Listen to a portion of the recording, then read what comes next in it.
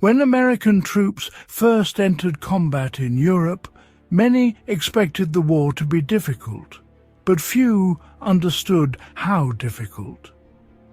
The German army they faced was experienced, entrenched, and fighting on terrain it knew far better than the young Americans being thrown into battle for the first time. There was no single reason why US troops struggled in their early encounters. It was a combination of training, tactics, weapons, and the brutal reality of modern warfare. Stay until the end, where I reveal one factor which was often overlooked and shaped almost every battle American soldiers fought against German forces. Experience on day one. When American units landed in North Africa and later in Europe, many of them were entering their first real battlefield. The German forces they encountered often already had years of frontline experience, veteran non-commissioned officers, units hardened by fighting in Poland, France, the Balkans, and the Eastern Front. These soldiers had been adapting to modern mechanized warfare since 1939. They understood how to use terrain, conceal movement, set up ambushes, and coordinate infantry with artillery. For many Americans, their first firefight was the Germans' 1000th. Tactics that punished mistakes. German doctrine emphasized flexible defense, rapid counterattacks, and coordinated fire. This meant that even when Americans broke through a line, they were often met by a sudden, well-organized counterattack designed to exploit any mistake. German platoons and companies were trained to operate semi-independently. If officers were eliminated, NCOs took over seamlessly. This gave them resilience that surprised many American commanders. US troops quickly learned that even small units of German soldiers could hold up entire battalions if positioned well. Weapons that made a difference. US soldiers were well equipped, but German weapons caused real challenges. 3 examples shaped the battlefield. Number 1. Machine guns. The MG-34 and MG-42 provided a volume of fire American units had never experienced.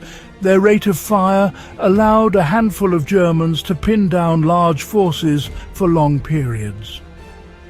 Number 2. Mortars and infantry guns. German infantry carried efficient, accurate support weapons that allowed them to respond quickly to American advances. Number 3. Anti-tank weapons. Panzerfausts and Panzerschrecks made tank infantry cooperation difficult.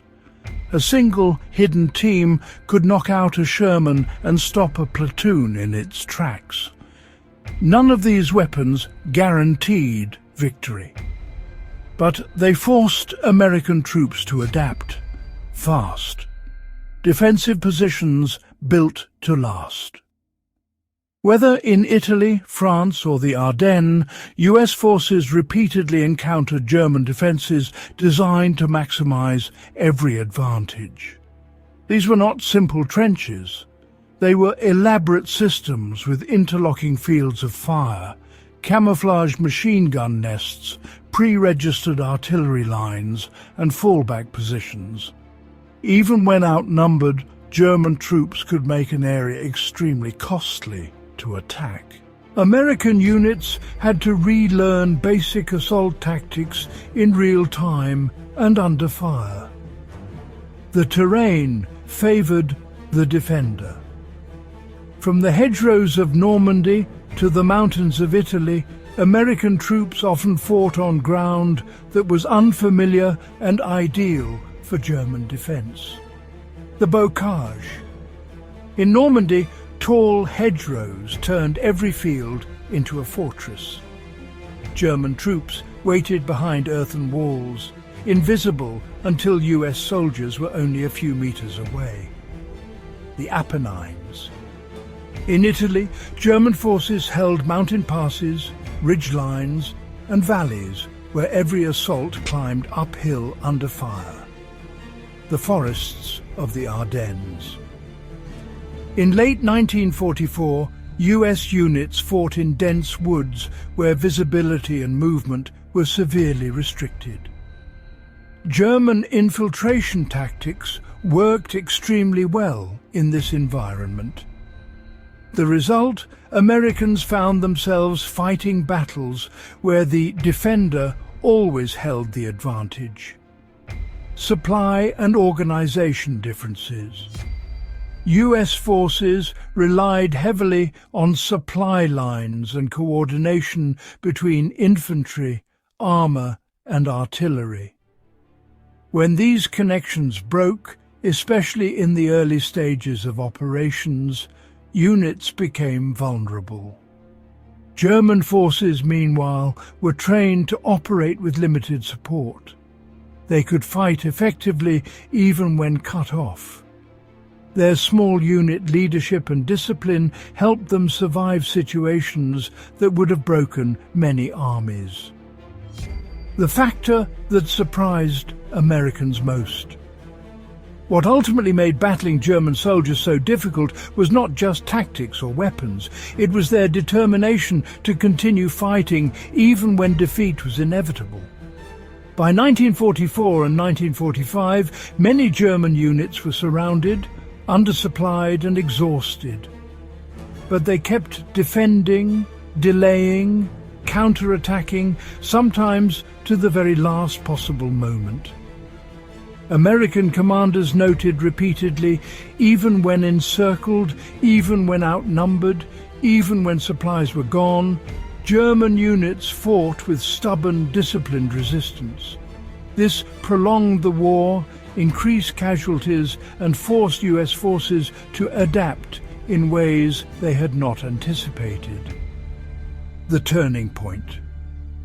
Despite these challenges, American troops eventually overcame every obstacle by learning fast.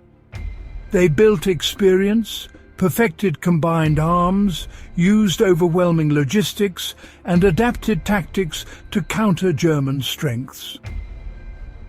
By late 1944, US infantry, armor, and artillery had become one of the most effective fighting forces in the world.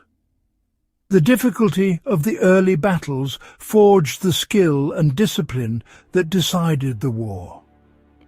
Battling German soldiers in World War II was never easy.